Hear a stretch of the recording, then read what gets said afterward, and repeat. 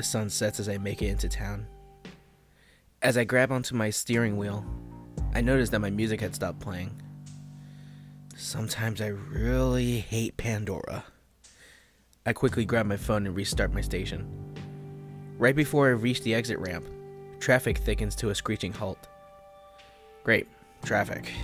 Must have been an accident or something. No, there isn't anyone with me. I like talking to myself. It keeps me sane. Or insane, depending on how you look at it. My mind drifts off as I inch along. My music suddenly stops, and my phone starts ringing. My mind snaps back to reality, and I instinctively grab my phone to see who is calling. Great, it's her again. My body goes numb, and I ignore the call. She leaves a voicemail, so I listen to it. Hey honey, I was wondering if you could help me fix my computer. You know, I can't do it myself. Call me back. Love you. I sit in silence and put Pandora on again. She's my ex-girlfriend, if you were curious to know. We dated for almost 3 years. Then I found out that she cheated on me on a regular basis. Turns out she was with me out of necessity. She grew up a spoiled rich girl who is used to having other people do everything for her. When she was finally kicked out of her house, she found the nearest drooling monkey that could fill the void of lackey. That position was filled by me. She was my last girlfriend, and I haven't been looking for another relationship since. And yes, that was intentional. The music envelops me in a calming cocoon. Traffic begins to speed up a bit, and I'm able to take the exit ramp. I was on the highway for so long, the sunset was replaced by a pitch black sky.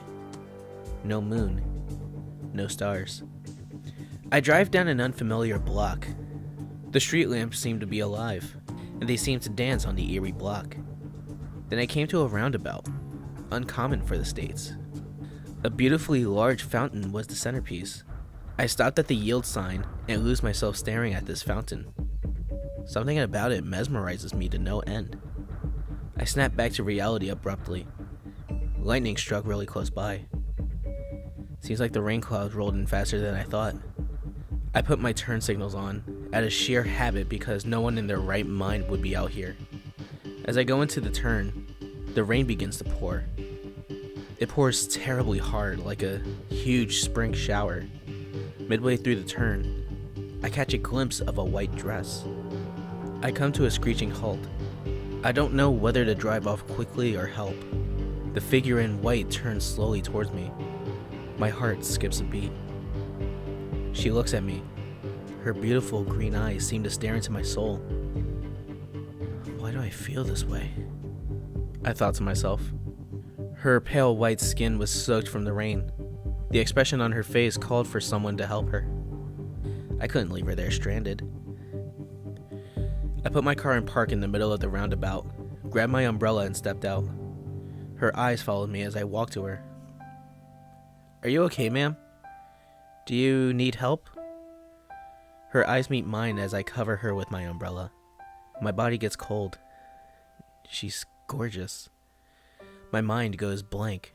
All I can do is stare into her beautiful face. Finally, a coherent sentence escaped my lips. Do you need a ride? Her face cracks a smile and nods her head in acceptance.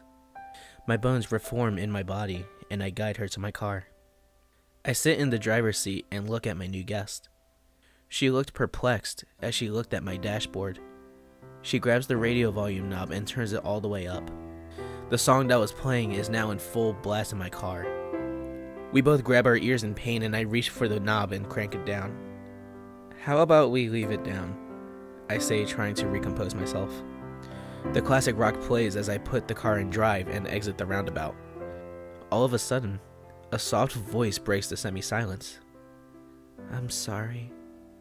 Her voice could only be described as a chorus of singing angels. I look at her in astonishment. Then I notice her shivering in place. Are you cold? I say. She once again nods her head yes. At the next red light, I reach behind my chair and grab my sweater. I hand it to her. Here, this should help. She grabs it with content and quickly puts it on. Thank you so much. Every time she speaks, a part of me melts. Why am I feeling this way? Could it be? After driving down a few blocks, I realized I had no clear direction on where to go. Where do you live? She looks at me, then responds, 230 Pan Street. Okay, that's not that far away. As I sent my GPS to her house, we began to talk. The basic stuff, just simple chit-chat. We laughed and smiled. It's been a while that I've enjoyed myself with the opposite sex. Something about her seemed very special, something otherworldly in nature. She has to be the one. We eventually made it to her house. Strange. This house does not seem to be like the others around it. I shrug it off as something trivial. Here we are, I say. I'm stricken by deep sadness as I realize our time together is done. At least for the time being. I step out of my car and walk around to open her side, as any gentleman should. The rain had dissipated a while before, so there wasn't a need for an umbrella. She steps out and brushes by me. A chill goes shooting through my spine. It made all my hairs stand up. I follow close behind. She stops right before reaching the steps and turns to me. I really appreciate you taking me home. It's always nice to see that chivalry still exists. Then she leans in close and kisses me on the cheek. My face instantly got hot. Her cold, soft lips felt like rose petals. With that, she began to walk up to her door. In that very moment, I realized I was slowly falling head over heels for this girl. The issue was I never asked her name. I yell out, "Wait!" She snaps back and stares at me. "What's your name?" She looks at me and smiles, then says, "That isn't important." And she turns around and opens her door. She disappears into the darkness of her home, and the door closes behind her. Like a zombie, I walk and get into my car. I drive off in silence until I reach my house. I park my car, do what I need to do, and go to sleep.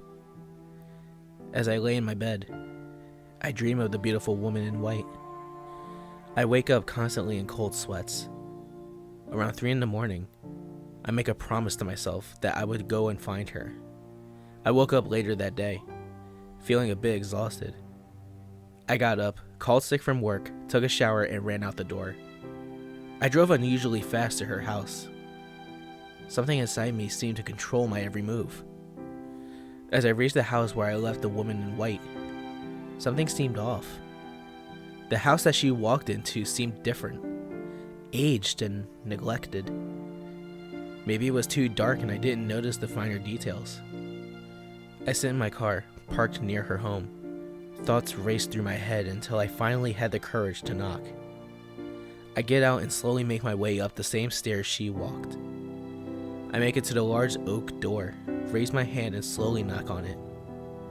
After some time passed, the door slowly creaks open. The face I expected to open it was replaced by an elderly woman. "What do you want?" I wasn't expecting a woman of her age to open the door. My mind sort of imploded at the sight of her. "Are you going to say something or just stare at me?" My mind snaps back to the matter at hand.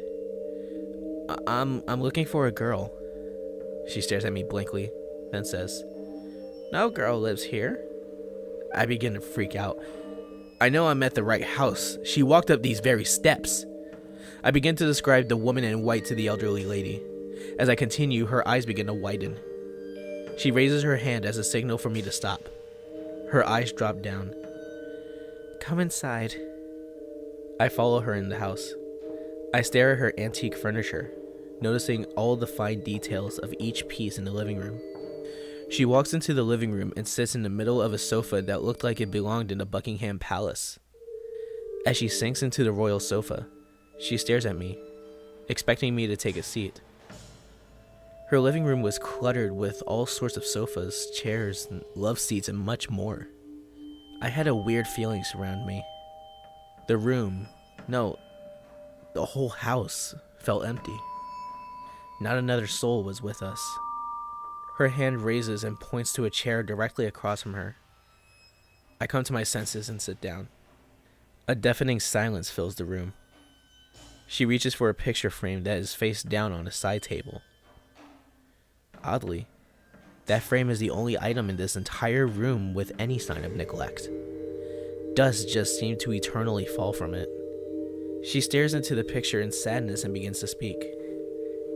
This woman at the fountain that you speak of, did she look like this? She quickly turns the frame, allowing me to gaze at the picture. No doubt about it, that's her. My eyes spring open and I yell, "Yes, that's her! Are you her mother? Where is she?" She quickly raises her hand again, instantly quieting me. She continues. Her name was Tiffany.